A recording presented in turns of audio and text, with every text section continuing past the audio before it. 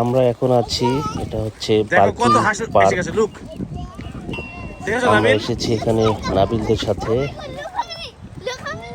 Nabil, Amaya, আভয়া, Navid ওরা চাচ্ছিল আজকে কোথাও ঘুরতে যেতে, যার জন্য আজকে এখানে আসা। পার্কিং পার্কটা নাবিলদের বাসা থেকে খুব বেশি দূরে না, খুব কাছেই। এখানে আমরা এসেছি, পার্কের ভিতরে একটা লেক আছে, ওই লেকের ভিতরে অনেক হাঁস আছে এখানে।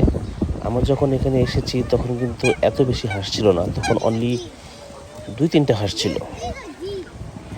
যখন নাবিল এবং আমায়া ওদের খেতে দিচ্ছিল তখন আমরা দেখলাম যে আস্তে আস্তে অনেকগুলো হাঁস এসে এখানে জড়ো হয়েছে।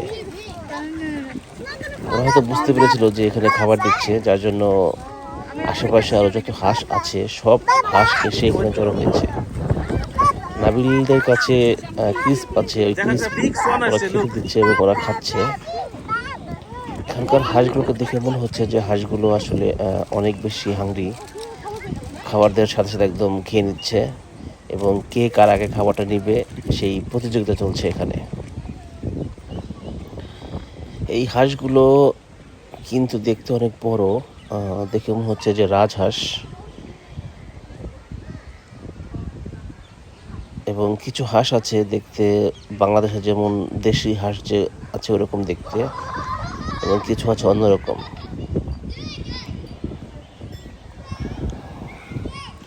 এটা হচ্ছে পার্কিং পার্ক। এই পার্কিং পার্কটা কিন্তু অনেক বড়, সুবিশাল বড় একটি পার্ক। আমরা যতবারই এসেছি এই পার্কিং পার্কে কোনো দিনও কিন্তু আসলে পায়ে হেঁটে ফুল পার্কটি আমরা হাঁটতে পারিনি, কারণ এটা অনেক অনেক বড় একটা পার্ক।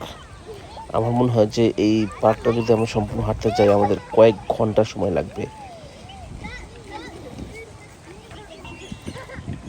এখানে একটা সাদা রাজহাঁসও চলে এসেছে। এই যে হাঁসগুলো আছে এই হাঁসগুলো কিন্তু ধরা বা খাওয়া সম্পূর্ণ নিষিদ্ধ।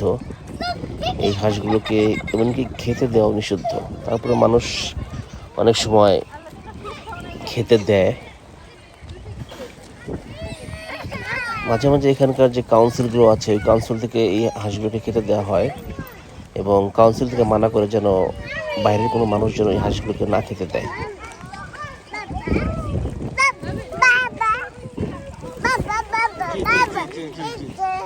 আমায়া, নাবিল ওদের কাছে যে ক্রিস্প ছিল ওরা না খেয়ে হাঁসগুলোকে খাওয়াচ্ছে এবং ওরা খুব মজা পাচ্ছে। আমাদের যে ছোট বেবিটা ও অনেক বেশি মজা পাচ্ছে হাঁসগুলোকে দেখে, ও নিচেও খাওয়াচ্ছে হাঁসগুলোকে।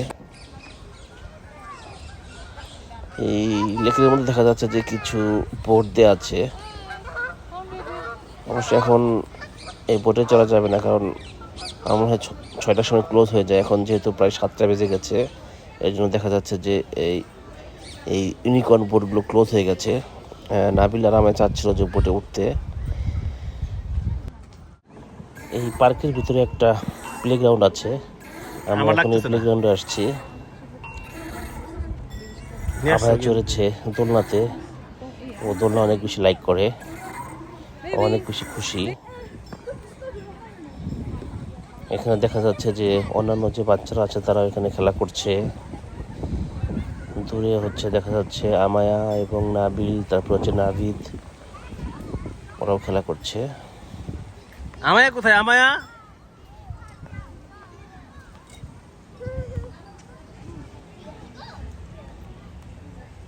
ওখানে নাভিদ উঠেছে, তারপর হচ্ছে নাবিল। আমায় একটু দূরে আছে মনে হচ্ছে, আমাকে দেখতে পাচ্ছি না। নাভিদ এখানে উঠেছে, নাভিদ এখানে উঠে দেখতে বলছে যে ওখানে উঠেছে।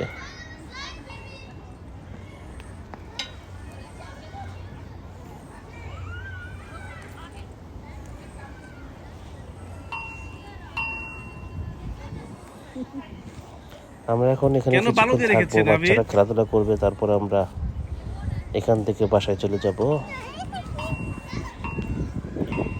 এখানে যে প্লেগ্রাউন্ডটা আছে প্লেগ্রাউন্ডের কিন্তু নিচে সব জায়গায় একদম বালু দেওয়া আছে, যেন বাচ্চারা পড়ে গেলেও যেন ব্যথা না পায়। অন্যান্য যে প্লেগ্রাউন্ডে আমি দেখেছি যে বালু দেওয়া থাকে না, থাকে হচ্ছে প্লাস্টিকের কিছু নরম নরম কার্পেটের মতো দেওয়া থাকে ওখানে অন্যান্য প্লেগ্রাউন্ডে। তো এখানে দেখছি বালু দেওয়া আছে।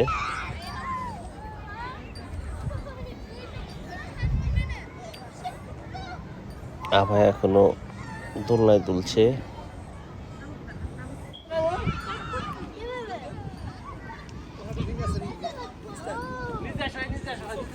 ওখানে নাবিল উঠেছে, নাবিল উঠে স্টাক হয়ে আছে, ও বলছে ও নামতে পারছে না, যার জন্য আমি এসেছি ওকে হেল্প করার জন্য, কিন্তু একটু চেষ্টা করলে নামতে পারবে। এখন ওরা সবাই স্লাইড করছে, অনেকক্ষণ ধরে ওরা স্লাইড করছে এবং অনেক বেশি মজা করেছে ওরা।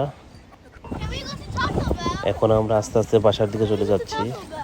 এখন প্রায় রাত 9টার মধ্যে বেজে গেছে। যদি আপনি চিন্তা করছেন যে আমি বলছি রাত 9টা বাজে, কিন্তু এখনও দেখা যাচ্ছে দিনের আলো।